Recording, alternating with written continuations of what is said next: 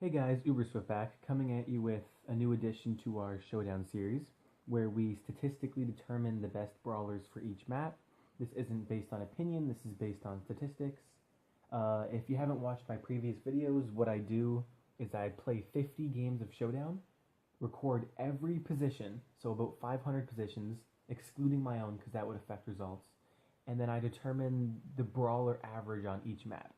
I am just hovering under 6,000 trophies, so this is where games start to require more skill, and it's hovering where most average players are.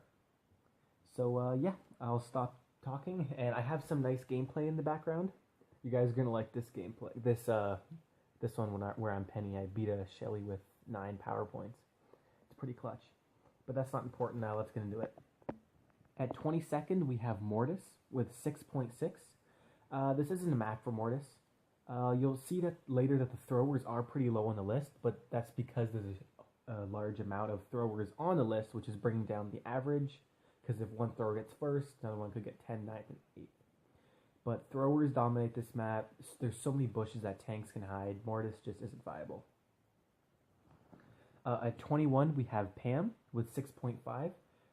Just the exact same thing. She doesn't really Pam that doesn't benefit like she does on a map like Cavern Churn or Feast or Famine, where her pellets could look through the bushes to see if there's enemies. There's no big bushes like that, so there's Pam doesn't really have an advantage like she would before. But yeah, Pam at 21 with 6.5. At 20, we have Barley with 6.45. Just like I said with Mortis, there's just an obscure amount of Barleys playing this map that if 4 Barleys enter the game, one gets first, the other ones get 10th, 9th, and 8th. That really brings down the average. But yeah, Barley at 20.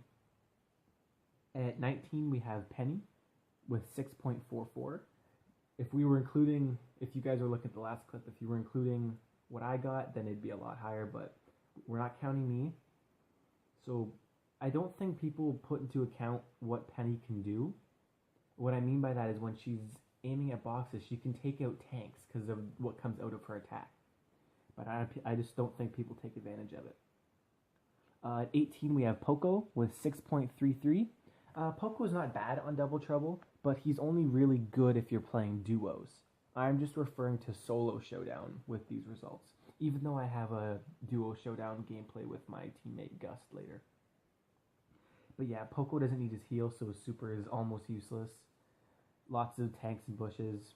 But yeah, 18 is Poco. At 17 is Spike with 6.28. Same exact thing. There's lots of tanks in all these little tiny bush areas. It's just so hard to look through them all. Spike does have high damage, but also very, very squishy health, which is why he's at 17 with 6.28. Or 17, sorry. At 16 is El Primo with 5.93. This tanks do surprisingly well on this map. You'll see them coming up right now with the midsection, but Dynamite's the worst. Not Dynamite. El Primo's the worst of the tanks. You can't really go head to head with any of them except for Daryl from time to time. At 15, we have Dynamite with 5.90. Same thing. Way too many Dynamites playing the map, so it's bringing down the average. And Dynamite requires a high skill cap to begin with. But if you're good with him, he can be a very good option. At 14, we have Bull with 5.89. All these next couple brawlers are just tankier brawlers, and they're just kind of average on this list. So I'm going to skim through them fairly quickly. So yeah, Bull at 14 with 5.89. At 13, we have Daryl with 5.85. Daryl's nice.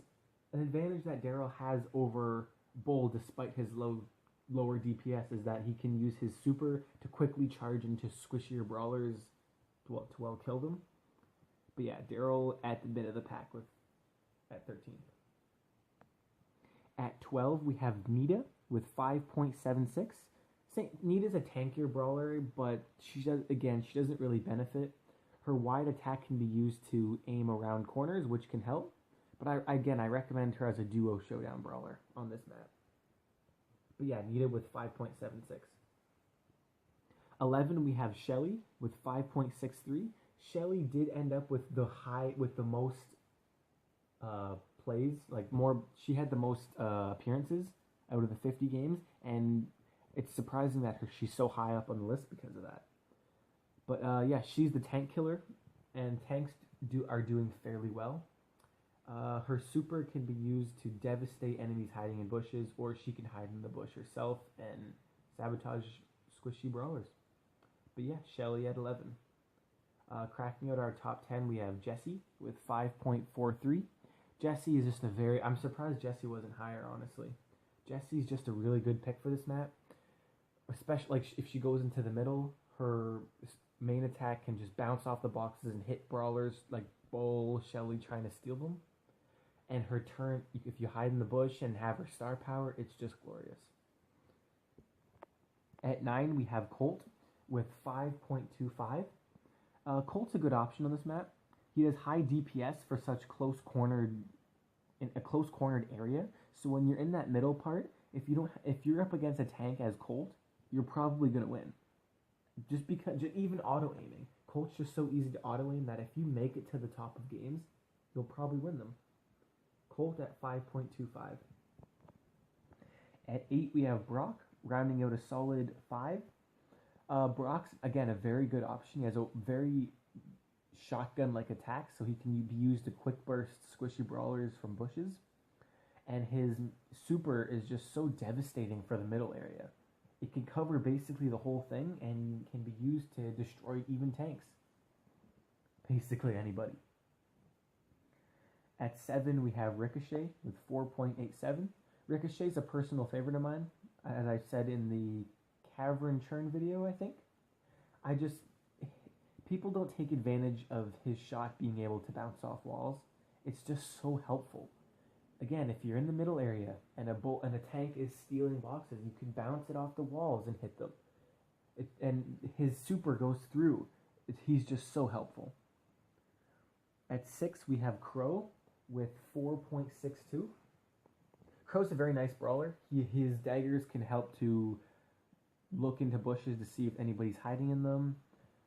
He has a very fast movement speed, which can be used to get away from potential sabotages. And if you get a brawler low, you can just bounce into him, which is also very helpful. At 5, we have Leon with 4.57. No surprise here. It's not even... Leon is a good option as a character on this map, but he's just so overpowered right now that he's going to crack the top 5 on almost every list. Not much to say. He has so high DPS. He can one-on-one tanks in most scenarios. And then his super can be used to sneakily go around enemies and kill them. It's just very, very helpful. But yeah, Leon at 5. At 4, we have Tara with 4.55. Tara is, again, just an all-around brawler. I think that she's overpowered but underpowered at the same time. I watch YouTubers with some people have Tara really high up, and other ones classify her as one of the worst brawlers in the game. Her main attack can go through boxes, which can really help. Does more damage up close, which is good against the squishy brawlers. And her super, there's been matches with Tara where I can bring in like 3 brawlers at once and kill them all with one power-up. And it just turns the tide of a match, and then I end up winning. It's just so helpful. And I don't think people realize how good Tara is. As you guys can see on all these lists, she's always cracking top 10. Mainly top 5. At 3, we have Frank with 4.16. Frank's just a great brawler. He was pretty low on a couple of my last videos, but he's really suited for this map. He can hide in bushes and then... See where I am hiding right now? Say there's a brawler right under him. He can hit them with that super and then instantly trap them. His super is the reason why he's so high on this list. But yeah, Frank get through with 4.16. At 2nd, we have Piper with 4.06. This is by far Piper's best map. She might be good on 1,000 likes, but by far her best map. There's so many open areas on this map that personally me and I've seen other people just go head-to-head with bulls, bullying them. She's just a perfect option. And at number 1, which was kind of a shock, was Bo at 4. And my theory for this is that Bo is so underpowered that he's becoming overpowered, if that makes sense. He still sucks, But people are going into matches as Bo knowing they're not going to win. So they're hiding in bushes, not going away from conflict. And as a result, they're able to pick off fights when they happen. Not to mention his power can be used to help him not get sabotaged. But yeah, Bo at number 1, surprisingly. That's going to wrap it up for this video, guys. I'm going to have a final Brawlers ranking to recap everything here. If you enjoyed, be sure to like, comment, and subscribe for further videos. Uber Swift signing off.